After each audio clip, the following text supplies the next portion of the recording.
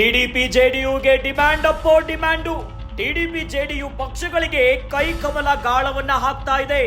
ಕೇಂದ್ರದಲ್ಲಿ ಅಧಿಕಾರ ಹಿಡಿಯಲು ನಾನಾ ಕಸರತ್ತುಗಳಾಗ್ತಿದೆ.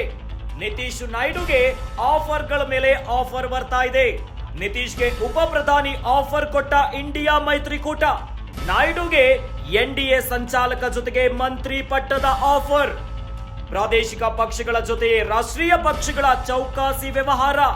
ಬಾರ್ಗೇನಿಂಗ್ ಹೆಚ್ಚು ಮಾಡಿಕೊಳ್ಳಲು ನಿತೀಶ್ ನಾಯ್ಡು ಪ್ಲಾನ್ ಮಾಡ್ತಿದ್ದಾರೆ. ಕಾದು ನೋಡುವ ತಂತ್ರ, ಟೈಮ್ ಬೇಕೆಂಬ ಜಾಣ ನಡೆ.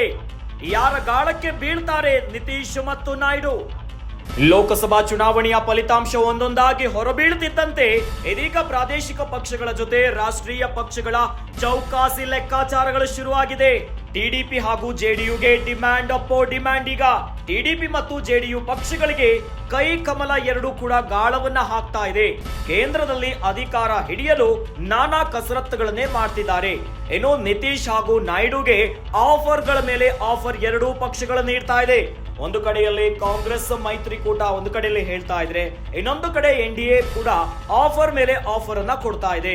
ನಿತೀಶ್ಗೆ ಉಪ ಪ್ರಧಾನಿ ಆಫರ್ ಕೊಟ್ಟಿದ್ದಾರೆ ಇಂಡಿಯಾ ಮೈತ್ರಿಕೂಟ.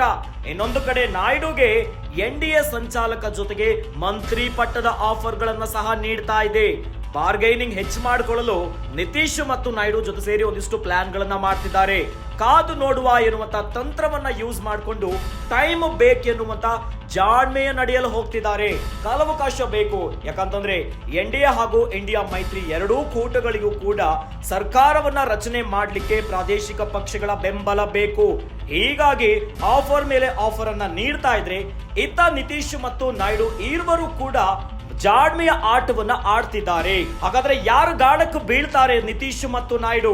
ಸರ್ಕಾರ ರಚನೆ ಮಾಡ್ಬೇಕಂತಂದ್ರೆ ಪ್ರಾದೇಶಿಕ ಪಕ್ಷಗಳ ಬೆಂಬಲ ಈಗ ಬಹಳ ಮುಖ್ಯವಾಗಿದೆ.